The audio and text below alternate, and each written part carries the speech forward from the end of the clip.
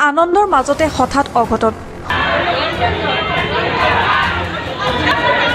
শনিবাৰে 122 নং তিনিচুকীয়া বিধানসভা সমষ্টিৰ প্ৰতিদ্বন্দ্বী সঞ্জয় কিষাণক বিজেপি দলীয় কৰ্মীসকলে নিজ গৃহ সমষ্টিত উপস্থিত হোৱাত উষ্ম আদৰণি জনোৱাৰ সময়তে দলীয় কৰ্মী এজন হঠাৎ হৃদৰোগত আক্ৰান্ত হৈ মাটিত ঢলি পৰে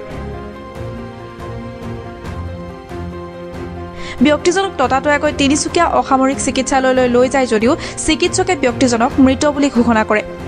জানিব পৰা মতে ব্যক্তিজনৰ ঘৰ মাকুম অঞ্চলৰ টেঙাপানী গাঁৱৰ বাসিন্দা জয়প্ৰকাশ শাহ আছিল মাকুমৰ পৰা ৰাতুল ডেকা ৰিপৰ্ট অসম টুডে